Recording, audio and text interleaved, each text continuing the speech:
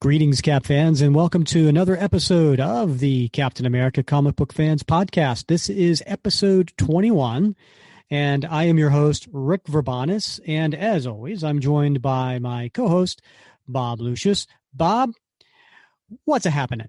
Well, Rick, it's Tuesday night. What is it? And I'm baking my juices down here in Florida. So I'm happy to be under the fan with a cold drink in my hand, ready to wrap Cap. Oh, I like that. That sounds pretty good.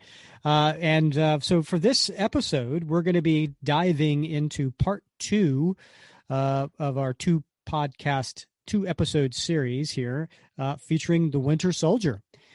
So we're looking at volume 5 of Captain America. And in podcast 19, we covered Winter Soldiers part 1, 2, and 3. And now in this episode, we're going to cover 4, 5, and 6. So if you haven't listened to podcast 19, probably should go and do that first. But if you have, this is going to be a great story. We are going to finish up now that Cap knows that the Winter Soldier is his long-lost pal, Bucky. Now he's got to confront him. And so this is going to be one heck of a story. So we'll cover that here in a moment. Also, just to remind everybody that we are doing our Falcon and Winter Soldier reaction podcasts. So we've done the last two. The last one, which we had Dave Winham on, and it was great talking with him. He's a big U.S. agent fan, so that was fun. And then we've got the new one coming out after the third episode. So we'll have that coming out this Sunday and react to that. So by all means, check those out if you haven't already. And also, as a reminder, what's going on in the Captain America Comic Book Fans Facebook page. We've got our Cap Madness, which is our kind of homage to the March Madness bracket. And you can go on there, and we have 32 different Captain America artists that are battling it out, and you get to vote for each one. Every day is a new challenge.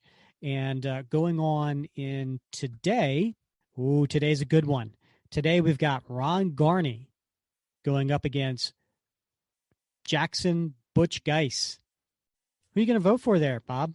Oh, man, that's a tough one. That's a tough one, Rick. And I gotta give props to you, Rick. I don't normally like to give compliments to you, but today I'm going to give a compliment to you. All right, hold on. Are we recording? Are we recording here? This Cap Madness event that you put together has been just an absolute ball. It's been great. Just the sort of spirited conversations that people are having, throwing up art as examples for, to back their vote. I mean, it's a lot of fun. And I've learned a lot too. So, I mean, this has been great.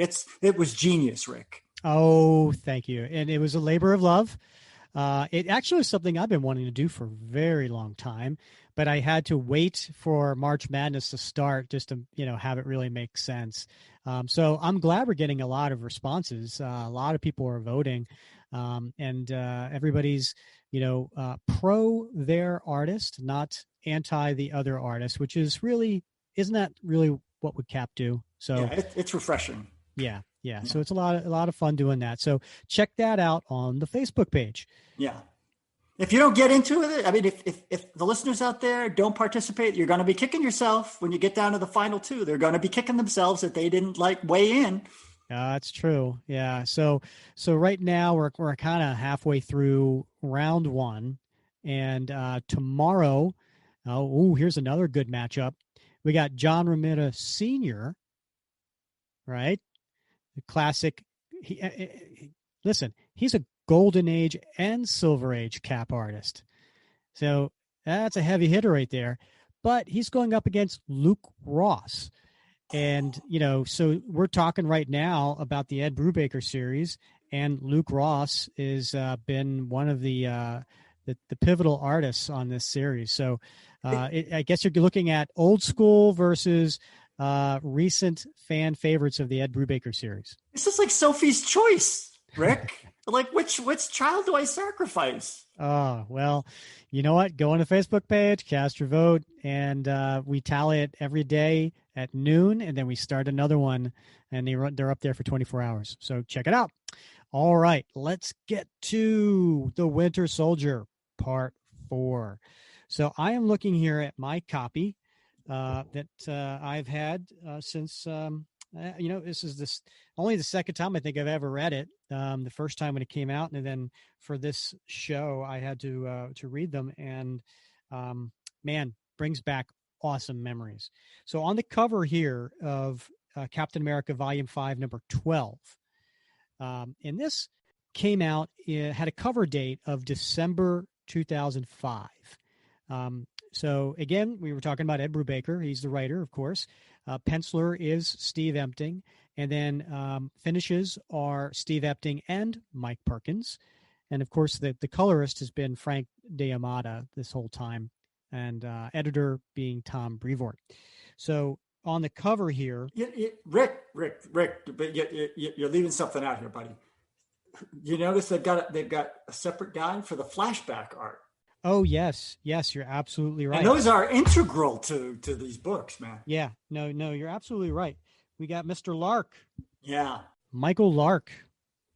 Yep. No, you're absolutely right. I did leave that out. Getting back to the cover.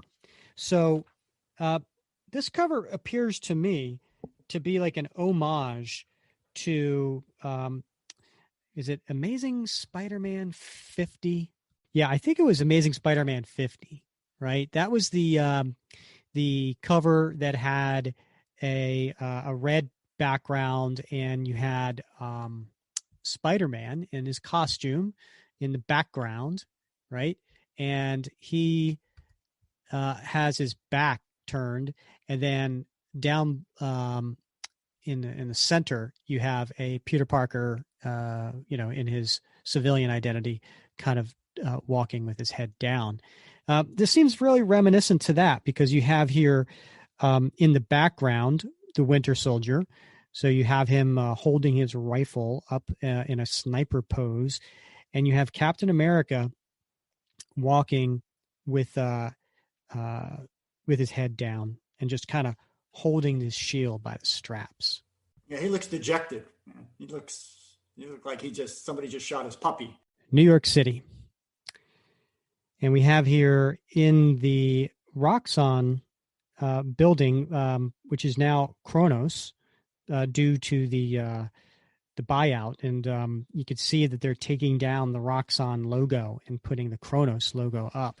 And in there you have Alec Lucan holding the Cosmic Cube, and Leon, his trusted friend, basically is coming to him and telling him that the CEOs are waiting on him, and he's worried. He's worried that the Cosmic Cube is making him act erratically, and Alec didn't like that, and he tells him, "Listen, Leon, you're my oldest friend, but if you speak like that in this meeting, I will kill you.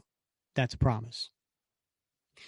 So then he opens up the door, and there's a whole bunch of these CEOs sitting around a business table, and he says, "I am Alexander Lucan, and this is the object you have come to see.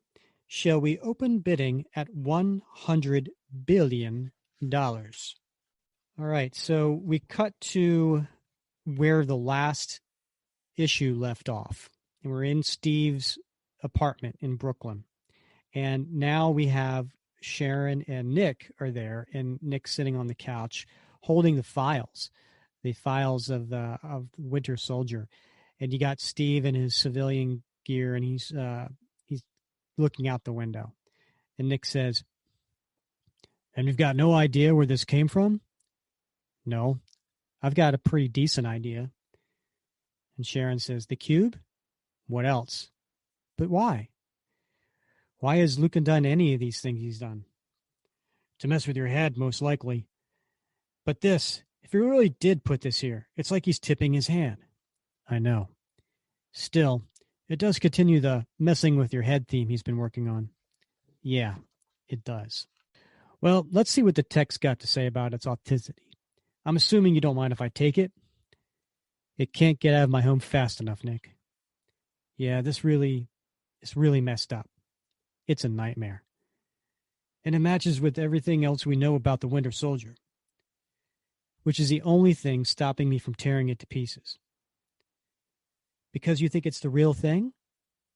I don't want to, but you realize what this means if it's legit? What? Sharon says that it's not really Bucky. It's just whatever was left of him that they could manipulate for their own ends. And Steve pauses and he looks at them and says, "Is that supposed to make me feel better?" Well, it doesn't. And you should read the file closer, Sharon.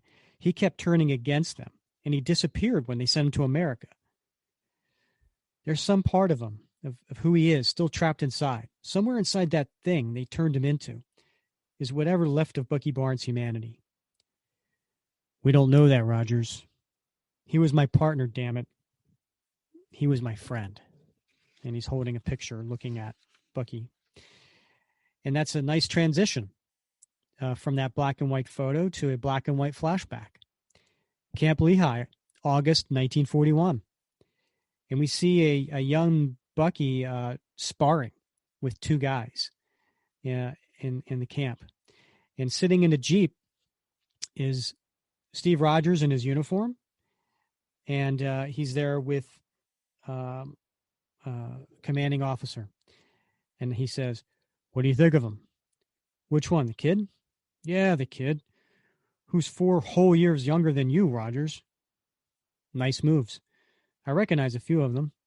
"You should. He's been working with the same men who trained you." And he just got back from a month in the UK with the SAS regiment that started up last year. "Sir, you can't be thinking. I mean, he's what, 16? We both know he's not the only 16-year-old in the Army, Rogers. And he's about the best natural fighter I've ever seen, even before his special training." "What's his name?" "James Buchanan Barnes. Goes by Bucky. His old man was career military, died a few years ago. Bucky's been living here since, sort of the camp's kid brother." When we talked about this before, me needing a partner, I never thought, I know, but just like Captain America has symbolic value, an American teenager fighting alongside him, that's a powerful symbol too. And if he gets his hands a little dirtier than most soldiers when no one's looking, well, that'll be our secret, right? All right. Let me meet him at least. And Bucky's helping up one of the soldiers he knocks down. Next page. I just want to pause here for a second. So Brubaker has established in this 2 pages that a couple things here, right? He established that Bucky was 16, only 4 years younger than Steve Rogers. And so, okay, he's a little bit older than how some of the artists have depicted him, especially during the Golden Age. But it makes more sense.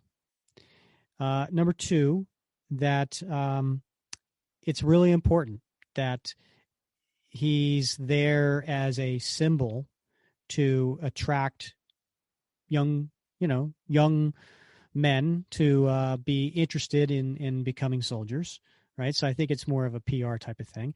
And I think the third thing is he reveals that not only is he an excellent fighter, but he's going to do the dirty work, and it'll be our little secret. So it's kind of like Brubaker's making his own alibi here, if you will, of, hey, he was a he was a sniper. He did espionage, subterfuge. He did some dirty work, some maybe even some wet ops. I don't know, but he's kind of saying that he did this all along, but they kept it secret because they wanted to keep it secret. They just they didn't want that to get out. Yeah, those are all really good observations, Rick. And I think another thing is, Brubaker has said before. In fact, I think it was the 2007 Marvel Spotlight that addressed Cap issues. There was an interview with him in there, and I think he specifically took. He wasn't enamored with this idea that like during Cap not being used to violence, right? Not using violence. And I think this is a little bit of he tried to, make this, he tried to put that behind him when he approached Captain America. And I think this is a little bit of a wink, wink to that crowd that looks all the way back to the golden age era and says, oh, Cap never killed anybody, right? This is a wink, wink that says, yeah, Bucky killed lots of people, but it was our secret, right? And it allowed Cap to keep his hands clean and be that sort of symbol that we sort of hold up as a guy that doesn't kill. Yeah, that's a great point. That's a modern take on Cap, that came after Avengers 4. But yeah, back in the Golden Age, he got his hands dirty just alongside Bucky. But so I think this was a little bit of a kind of a wink, wink to the readers about that. Yeah, no, excellent point. So next page, we've come back to present day. Steve's now in his uniform. He's got his mask off. He's walking to the ceiling. He's walking to the roof of his apartment building, and there's Sharon with a car on the roof. One of the flying cars. Those are so cool, right?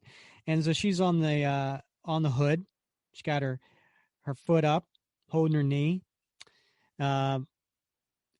So Bob, I was expecting some sort of comment from you here, like oh, yeah, that would make a good calendar. It would. I'm not sure who I'm more interested in, Sharon or that car. Yeah, that's a nice car. So she says, Steve, I thought you left with Fury. No, I was hoping you and I could talk. I'm not really in a talking mood. How about a listening one then? No, because I know what you're going to say. Oh, and what's that? You think because he's got no memories of who he used to be, that he's just some programmed assassin. You think that makes it okay to kill him. On the next page, it's not Bucky. Not in any way that matters. Not to you. All he is are the parts that remember how to kill, Steve, and that's what he's doing. I don't give a damn about the skull, but Jack Monroe, all those people in Philadelphia, Neil Tapper. That's all Lucan's doing, Sharon. You're blaming the gun instead of person pulling the trigger. I know who's responsible, but what I'm trying to tell you is he isn't your partner, your friend anymore. And if you go into this thinking of him like that, don't worry about me. He already died, Steve. And there's a pause. Steve turns to look at her. Yeah, I was there. Next page. That doesn't change the fact that he's walking around out there right now under the control of the exact kind of people he spent his life fighting. That's not what I'm saying. I know you're going through hell, Steve. I just want to make sure we all know what... I don't know anything anymore, Sharon, and I'm beginning to wonder if I ever did. And he puts his mask on and he dives off the roof. So she gets on her intercom. Nick, yeah, no, I blew it. I think I used to know how to talk to him, but yeah, make the call if you can. Maybe he'll have better luck than I did.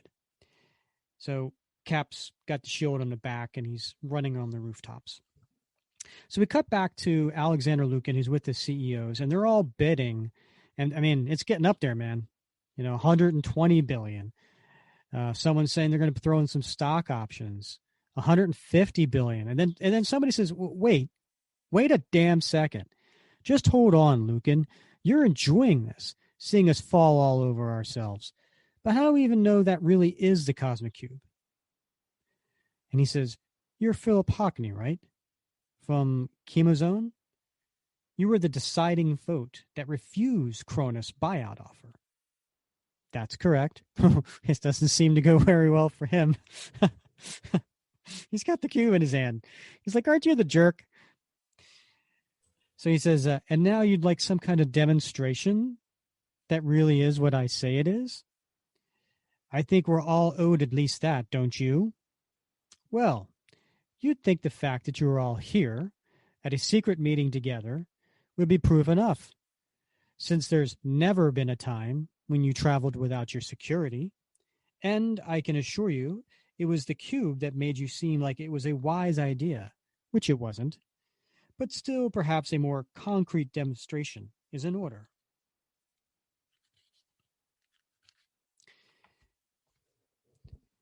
And right in front of all the CEOs at the table are glowing documents. Gentlemen, what you now see before you are merger agreements. These papers will make your corporation subsidiaries of Kronos. As you sign them, notice how this cube in my hand sparkles. Notice how you suddenly want nothing in the world so much as to become a part of Kronos. Now, aren't you happy you asked for that demonstration, Hockney? Yes, sir. Mr. Luke and I am. Our guests will be leaving in a few minutes, Barton. Make sure they get to their destination safely. Of course, sir. So then he's alone with Leon, but all of a sudden, Alec, almost faints, and he falls against the wall, and he drops the cube. And he says, "What is it?" And nothing. I just lost my. For a moment, I thought I lost my. And Leon goes and he grabs the cube. This damn thing. You honestly believe this much power comes with no price? And he turns around, and there's Lucan holding up a piece of furniture. Don't you touch that. And then he nails him, his friend, his childhood friend, with this piece of furniture. So then we cut to the next page, and we have Cap still running on different rooftops. And I got to tell you, the art here is amazing. The backgrounds of the skyline at nighttime, the perspectives. There's this one part where he jumped down onto a pole to kind of spin and leap up, and you get this really cool perspective looking up at the building. It's a really good page of these 5 panels. And then you have Cap's inner monologue and says, "Damn it. This is no way to function. Work through it, Steve. Anger will not help you deal with this. It'll just make sure that whatever you do next is the wrong move. And you can't afford that. You've let Lucan push all your buttons too easily so far. You can't afford anything but a clear head from this point on. He's counting on you, whether he knows it or not. Bucky is counting on you." So then we go back into a black and white flashback, and it's in the Netherlands, September of 1944, and they're on a bridge, and Bucky's firing a machine gun. He's saying, "We can't hold it," and Cap's like, "We got to hold it," but the troops are really not appearing to be up for it, and they're about to get rushed. But all of a sudden, instead of the soldiers rushing, it looks like their comrades are coming back, and they're all kind of walking quietly, and they're like, "Oh, the prisoners." Bucky's like, "That they're sending them back. It doesn't make any sense." And they're like, "Hold your fire," and then Bucky is the one who notices, "Oh my God, no!" And he sees that cut to the next page. And as Bucky was yelling "no" now, all of a sudden Steve comes out of his flashback in his memory, and he sees there's a woman being assaulted in an alleyway, and Cap just flicks his shield, hits the guy, it ricochets up as he's bouncing, and catches it in the air. And again, a couple pages here of some really cool acrobatics. And he says, "No, it wasn't him. That was not his fault. None of it is. Don't forget that. He's not responsible for his actions, not in control. He's not in control.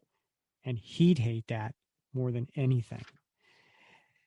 And why would he hate that more than anything? Well, we're learning during this flashback in the next page, we see Bucky looks and he notices that the soldiers, that the prisoners that are walking across the bridge, they all look to be like zombies, like brainwashed. And he recognizes it, and there's a big explosion. It was a booby trap, and they lost some soldiers, unfortunately. And Bucky says, Cap, those sick Nazi sons of, I know. And the guy says, one of the guys who was calling out to his friend that he thought was coming back, he's like, Clive, my mate. And Bucky says, what's he saying? What happened to Clive? He was my best. Cap says, we got to move, Bucky, now. Wow. Yeah. So Steve cuts back, to present time, and he's like, that's really the problem, isn't it? I know what Bucky would do in this situation. I know what he'd want. He'd want me to do whatever it took to stop him. God, I can't believe I'm even thinking that Sharon might be right, that I might have to. No, there has to be another way out. He's still. And then coming from behind Cap as he's on the roof, there's someone saying, hey, you're not going to jump off here, are you? And we turn the next page, and it's like a 3/4 splash, and it's the Falcon landing on the roof. Because it took me half the night to find you, and I practically had to talk to every pigeon in New York State to do it, man. Falcon? Yep. Got a call from Nick Fury. Said you might need a friend. Yeah, I really do, Sam. To be continued. Okay, so we've got Winter Soldier Part 5, which is in Captain America number 13. This one had a cover date of January 2006. Steve Epting on the cover, and we have Cap coming from a skyline behind him, charging. Behind him is flying as Falcon and Iron Man. And this is, of course, still Ed Brubaker, Steve Epting, and finishes are Steve Epting and Mike Perkins, colorist Frank Diamata, and editor Tom Brevoort. So we cut to inside, and it's the New York offices of the Kronos Corporation Med Clinic. And we see Leon in a bed with bandages on his head and a patch on his eye, and Alexander Lukin sitting in a chair, kind of hunched over. And the doctor says, so he should be stable now, sir. What about brain damage? Can you tell? It's a little early still. We need to see how much of the swelling goes away first. I'm more worried about saving that eye, frankly. I see. And Alexander Lukin looks down at his hands, and they're bloody. So he stands up and he says, damn it, this cannot continue. So we cut to the next page, and it's Brooklyn, the secret home of Steve Rogers, and Falcon sitting on the couch. Cap, as seems to be Steve Epting's favorite pose, is him standing with his hands on his hips and his back to the reader, looking down. And Falcon says, and here I thought my life was complicated.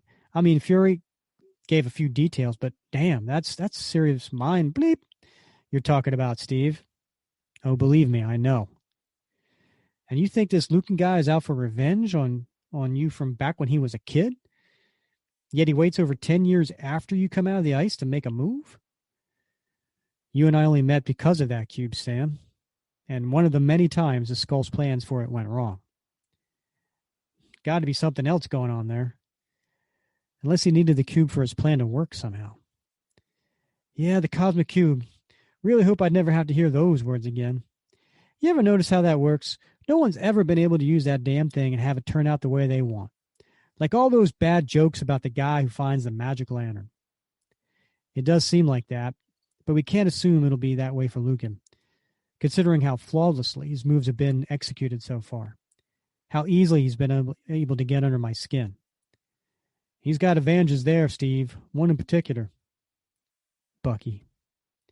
Yep. Got you thinking you might have to put whatever's left of him out of its misery. No way that's not going to rip you up inside, make you question yourself in circles. But the only question that really matters, Steve, is what do you want to do?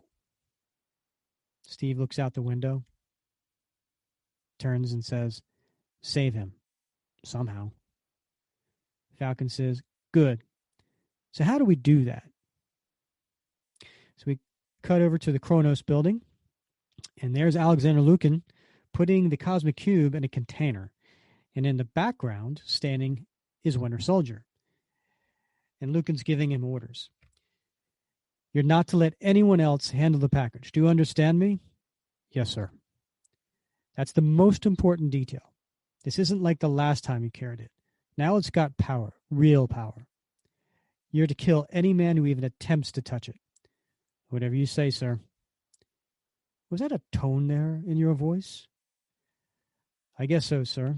Just seems like a waste to me. Went to a lot of trouble to get it, and now you just want to bury the thing. Keeping something this powerful out of the hands of my enemies is a way of controlling it. Any reasons beyond that are my concern, not yours. Of course, sir. This isn't the first time you questioned my orders, soldier. See that it's the last. Sir. Yes, sir. And he hands him the containment. And he leaves Lucan there. And then Lucan hears a voice. Sending the cube away, Alexander? That's a mistake. I've done what I needed with it.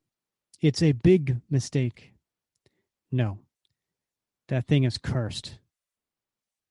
And then we cut the next page to New York's Lower East Side in the next morning.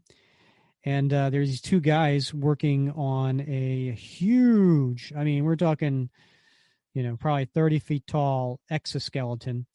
And they're part of this organization called AID, A-I-D. And they're kind of, one guy's messing around with it. The other guy's telling him to get out. And the next thing you know, the wall blows up. And there's, on the other side, Iron Man holding up his repulsor ray. Status. And Cap in the front says, all clear. And then the two of them with the Falcon walk through. Any readings what's behind those doors? Cross-referencing building schematics with satellite readings as we speak. It's not crowded yet, but nearly every warm body in the building is moving in our direction, fast. Good. Isolate the ones that aren't. Our guys will be the ones running for the exits. Hang on, Steve. I've got this. And he's firing at all the soldiers coming. And Cap says, no, Falcon and I'll handle this, Iron Man. You just concentrate on finding our targets. I could do both, Steve. Ever hear of multitasking? So they're firing at, and there's a little, fight going on with the three Avengers going up against the soldiers. Iron Man says he's got a lock on the man heading for the roof, and Cap tells him to go for it. But right before Iron Man can make it, he's hit by, remember I mentioned that guy in the big exoskeleton? And he's learned how to fire it. And so he shot Iron Man down, and now he's firing at Cap. It's a pretty heavy-duty gun there he's got. So Cap says, Falcon, get to the roof. Don't let them get away. And so then Falcon heads off, and Steve and Tony are fighting. Falcon busts through the roof and to track down the guys, and then leaving Cap and Iron Man to fight. And nice little melee going on, some good battle scenes, some good acrobats. Really cool scene with Cap leaping in the air with his shield, holding it on one side, using it as a way to just shove the shield into the exoskeleton and break through. And then, of course, Iron Man does the rest. So Falcon comes back with one of the creepy little mad scientist guy. And guy says, what do you want? And Cap says, simple. I want you to tell me how to track a cosmic cube. So then we go back to Stark Enterprises in New York City. And Tony's there on the computer, and he's talking about trying to track down, based on the information that they received, to track down the cube. Has a good idea of where it is. It's in transit going to a Kronos location. And so now they know where to head toward. And Steve asks, so why would they be taking the cube there? Tony says, I don't know. It's an underground facility that Next Gen hasn't used for years. But it does have a nuclear safe vault. even further below the surface for keeping in-development projects safe from corporate theft. Falcon's like, so for some reason, the psychotic ex-Soviet general is taking the Cosmic Cube to a fallout shelter? This sounds like trouble to anyone but me. Yeah, we've got to go. And Tony all of a sudden says, I said this is where it gets complicated. And it does, because I can't go with you. I barely fought off a takeover from Kronos last month. Had to personally convince half the board to vote against it. The money was so good. And after the hit our stock took when the Avengers imploded, if Iron Man's part of a raid on a Kronos facility, Steve says, you could lose your company? To put it bluntly, yes. The board would see it as a corporate warfare and turn on me. All right, Tony, you sit this one out. So Falcon gives Steve a little bit of a hard time, saying, man, we could really use Iron Man as a backup. But Cap's like, don't worry about it. So he reaches out to Sharon, mentions where they're going, and so she goes ahead and puts together a crew. So he sends her everything he's got digitally, and so just let him know that they're en route. And she's like, well, wait a minute, you should have called me sooner. He said, so Fury can get tied up in red tape again? No thanks. Just consider this a reliable tip that there's a weapon of mass destruction at the coordinates I just sent you. Rogers out. So she gives it a second thought, and she's like, this is Agent 13. I need a strike team ready now. So they get to the mountains in West Virginia, and they land Tony's plane, and Falcon and Cap are ready to go to try to find. And they realize that most likely Winter Soldier got ahead of them. And an interesting part here, Sam asks about, he says, man, Sharon sounded like a real hard ass there. Whatever happened to the happy-go-lucky Sharon?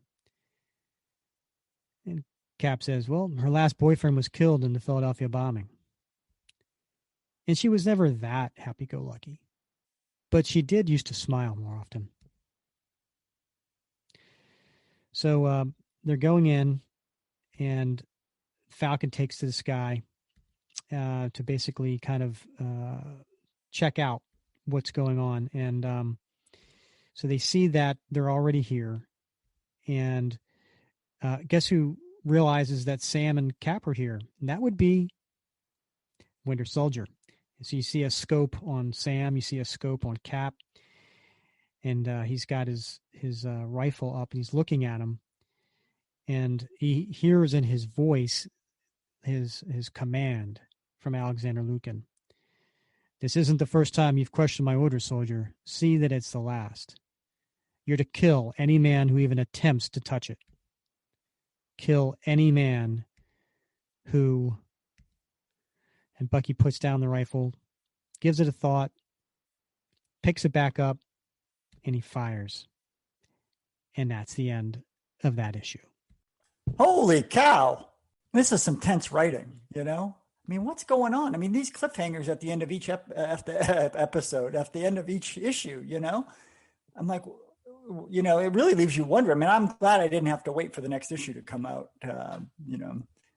I guess we did back in the day, but we don't now because it really leaves you hanging, wondering what's going to happen. Yep, it surely does. So you wonder who he shot at first, right? Did he shoot at Falcon or did he shoot at Cap? And if I'm Winter Soldier, I would shoot at Cap first because to me that would be the bigger threat. Yeah. So we'll find out. Yeah, we're going to find out. You know, I do want to say, though, you know, back toward the beginning of this issue when, you know, Falcon comes upon Steve, I love that conversation where Falcon closes it with, good, how do we do that? Yeah. You know, he's not there to question. He's not there to judge. He's Steve's friend, man, and he's going to support him and help him, man. That is just, that relationship is just so awesome. I agree. Yeah, because you almost thought when Sharon asked Nick to call in Sam, it was going to be to talk him out of stuff. Yeah. And that ain't how Sam runs, man. Nope. He's a good friend. Yeah. All right. So issue 14, by the way, before I get into this cover, which is really cool, I don't know if you've been paying attention to comic prices lately, But there are 3 specific issues to this run that seem to be the ones that people are looking for. Issue 6, which is the first appearance of Winter Soldier. That one, that's going for major bucks right now. Then issue 11, which is the origin issue, right? That had all those, that was part 3 of the story. It had all the flashbacks. I guess people want that one because it's, tells you how Bucky became Winter Soldier.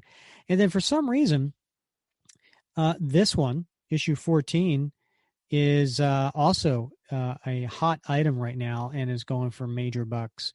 And we're about to tell you why as we read the story. It's a great cover, Rick. And, Hasbro came out with the toys. It has a reprint of this too. It's also an awesome little pack. Oh, cool.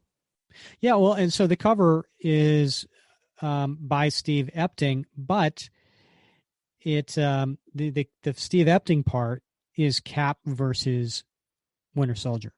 So they're going at each other.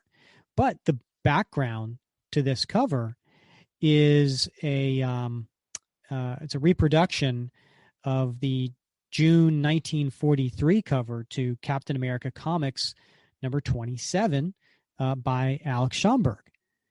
And so that's a nice little homage to, here's Cap and Bucky together, and then here's the Cap and Winter Soldier fighting each other. So it's a really cool cover. Yeah, and I like that they've they kept the colors true in the original art, which could sometimes be squirrely, right? I mean, sometimes Bucky's collars were yellow, sometimes they were red, and of course the striping on the shield was very inconsistent. So I think that's really cool that they tried to keep it true to the Golden Age feel. Yeah, I agree. All right, so written by Ed Brubaker and pencils and inks by Steve Epting and colorist Frank D'Amata. So we open up, and this page is, you see the Winter Soldier as a sniper, and he had his scope on Falcon's head, and he fires, but he hits the tree. So it was the Falcon, not Cap. Interesting. And then he says, "No way did I miss." And then next page, he then moves his rifle to go look where Cap was. And what's the hell? And in the scope, you see Cap's shield flying at him. And he's like, "Oh, bleep."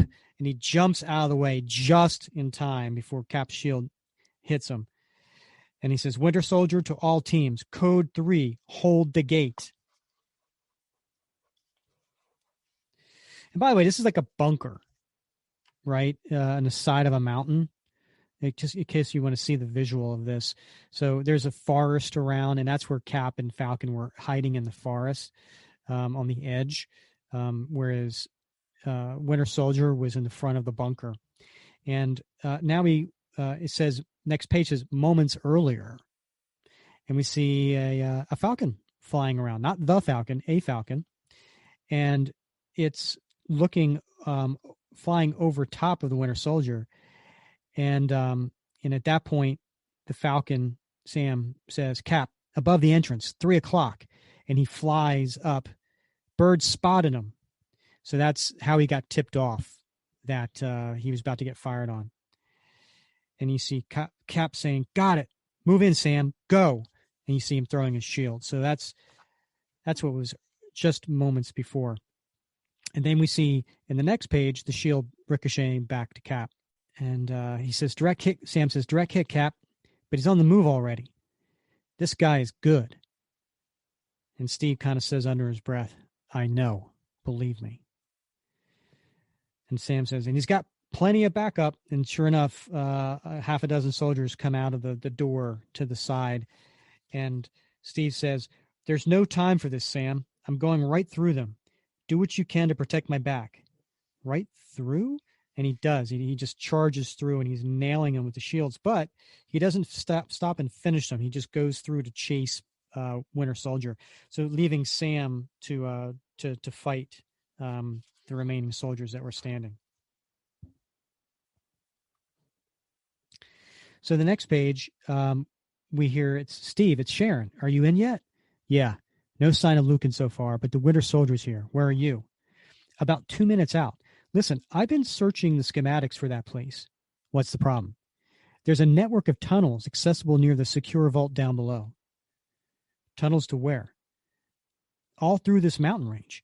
If you scrubbed his mission, he'll go to plan B, which is probably to get away with the cube. And if he gets down there, he's gone. You have to stop him here, or we'll be back to square one. No, there's no going back now. I'll stop him. And he gets through a few soldiers that were there. And as he's about to go through a door, Winter Soldier hits him with his robotic arm and says, "No, you won't." And he hits him real hard in the head. And he says, "You're something else. I'll give you that. But no one stops me." And Cap, who's on the ground, is getting up and he says, "Yeah, well, someone has to. And I can't fail you again." And he goes to use the shield to punch with, and the Winter Soldier hits it, so there's a big clang. So just when Falcon gets done outside, taking care of the 4 soldiers that were left for him, all of a sudden another 5 come through the door with guns pointed at him, and he's like, "Oh damn!" But all of a sudden, firing comes from the tree line, and it's Sharon and her soldiers, and so she says, "Secure that entrance, and I want 3 of you running a sweep inside now." So Sam says, "Well, look who the cavalry is." "Sam, it's been a while. Too long. Wish we had time to catch up, but I know. I'll scout ahead.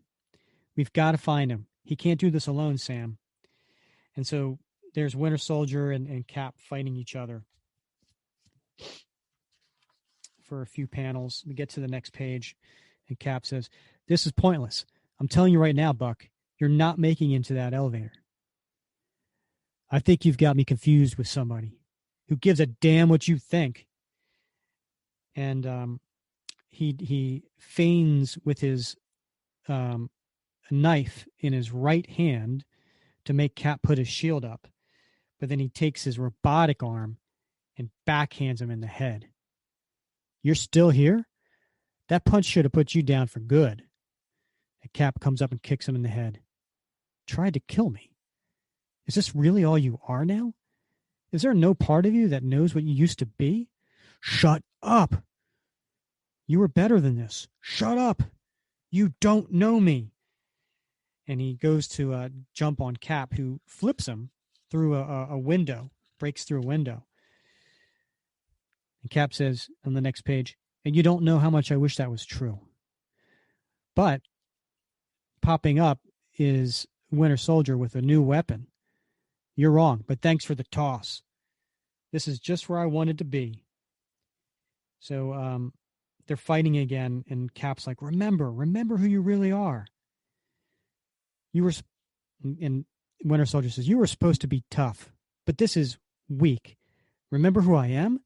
The only thing I am is the man who's going to kill you." So Cap just drops to his knees. He opens up his arms. He says, "Fine. Then go ahead. Shoot me. If you truly don't know me, then just do it." And you see Winter Soldier pause for a few panels. But then he takes the pistol and he fires at Cap. And Sharon and Falcon are running in. And Sharon says, "Steve, no." But then Cap throws the shield, and it ricochets and hits the Winter Soldier, who drops the package, and the cube falls at Steve's feet. And Winter Soldier says, "Dodge my..." "Hey, no!" And Cap, looking at the Winter Soldier, holds up the cosmic cube. And all he says is, "Remember who you are." And at that point, you see the cube glow, and Winter Soldier grabs his hand around his head, and he starts screaming. And Cap says, "Hold your fire, Sharon." "Well, he just tried to shoot you, Steve." Just trust me. It's okay. And we get to a double page splash. Oh, very cool. Oh yeah. And it's kind of in a flashback kind of brownish color, rust brownish color. And you see Winter Soldier on his knees, holding his head down, and it's like he's in tremendous amount of pain. And in the background, you see different memories. You see Cap in World War II saying, "Look out, incoming." You see the Red Skull. You see Master Man. You see him with a young Buck at Fort Lehigh. We see Steve falling off the drone plane, saying, "Drop off, Bucky, let go. I can't, I'm stuck." You see a Baron Zemo, and then you see the Winter Soldier, or you see Bucky, I should say, from the explosion going into the water. And then you see him as Winter Soldier, and then he's with Kapoff, who says, "You are my finest creation, my twisted joke on the Americans. Let us drink to their demise." So he's just down, saying, "No, no." So Steve comes over to him. "It's okay, Buck. It's going to be okay." Sharon's holding a weapon on him, saying, "Steve, step away from him." "Sharon, it's over. Let it go. This isn't the man who killed your friend. Not anymore." So Sharon puts down her gun. And then looking up, it looks like a tear in his eye. "Cap? What did you do? How can I? No, you should have just killed me." And Cap comes over and puts his hand on his shoulder. And the Bucky takes the cube out of his hand. This damn thing, all those innocent people dead for this. And he's like crushing the cube, and Cap's yelling, "No." And this like big blue energy comes out. And Bucky's gone. And Cap's like, "No, damn it, no." Sharon's like, "Is he?"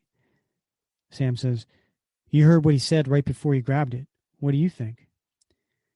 No, he's not dead. He isn't. "I think Sam's right, Steve. He couldn't live with what he'd done to him. He wanted to die." And there's just kind of a scorch mark on the ground with smoke. Cap says, "No, Bucky's a survivor. He's out there somewhere. I know it."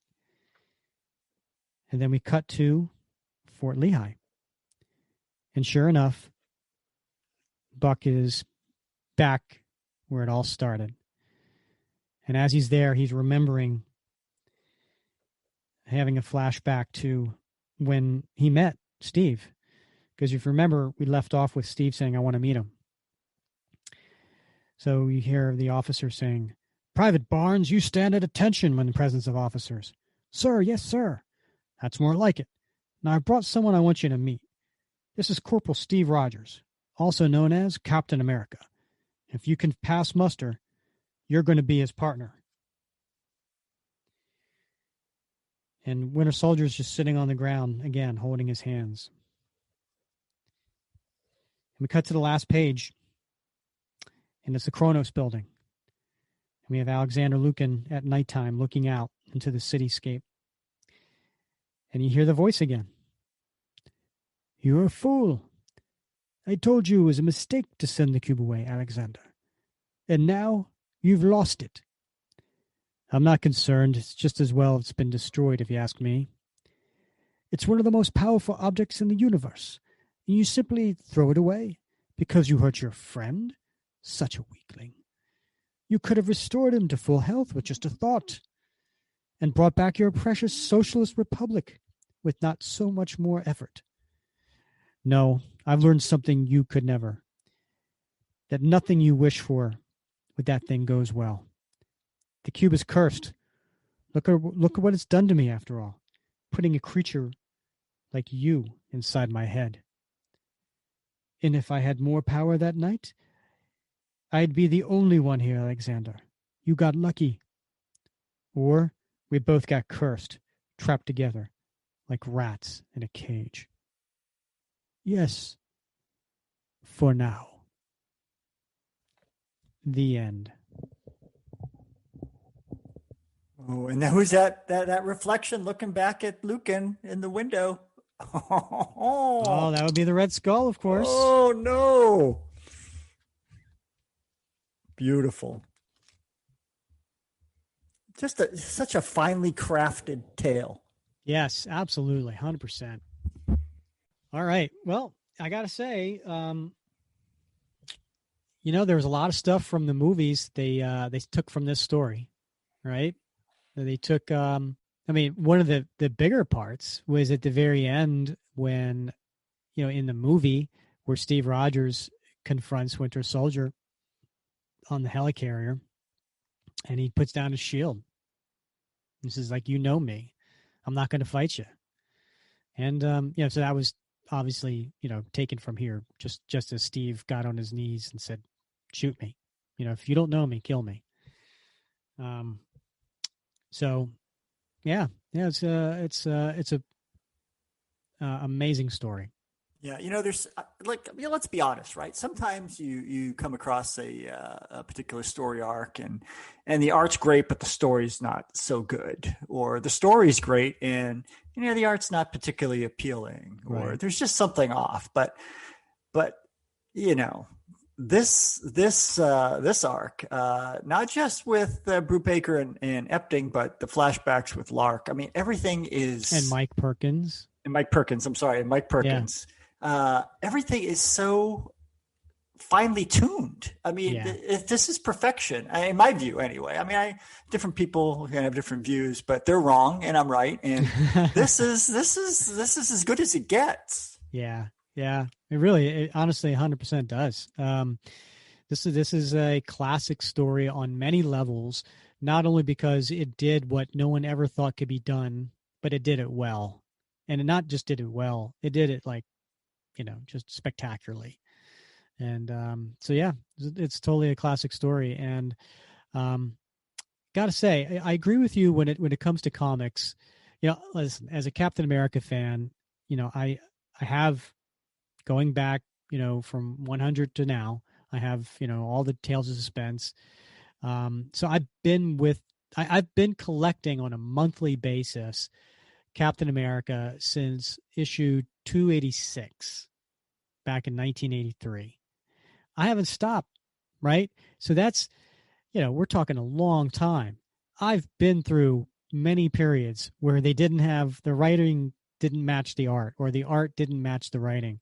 It's a beautiful thing when the two of them come together. And I got to say, Volume 5 as a whole certainly seems like that. But this particular arc, 100%. Yeah, and I think we've mentioned the writers and the pencilers and of course the other contributing creators, but I got to give props to the editor for, as we talked about last episode, bringing the talent together to put together the symphony. It's a symphony, Rick. Right. Because and we'll talk with Mike Perkins next episode. We'll talk with him because the next episode is going to be Falcon and Winter Soldier review. But when we get to episode 23, we'll talk with Mike about this, right? Because he was not only the inker or finisher for Steve Epting on several issues, but he also was the penciler for many issues as well. And then you have guys like Luke Ross and Butch Guice, and I know I'm forgetting somebody, Michael Lark, right? Okay. So, you have all these guys with similar styles, or at the very least, they made their style similar, for this series. Cool stuff. All right. So next episode, we're going to be talking about Falcon and Winter Soldier episode 3. So we'll have a reaction for that coming out on Sunday. Following week, every Wednesday, we have a new episode. So we'll have episode 23 will be Mike Perkins. And then we got a couple other guests lined up as well. So be on the lookout for that because we got some special treats coming up. All right, Bob. Well, as always, I've enjoyed wrapping cap with you. This has been a particular joy, Rick. This two-parter, because everybody loves this. Everybody loves this run. Everybody loves this arc, and it's particularly relevant right now with the TV show. So this has been a lot of fun for me. Absolutely. All right. Well, he's Bob Lucius. I'm Rick Verbanis, and you've been listening to the Captain America Comic Book Fans Podcast.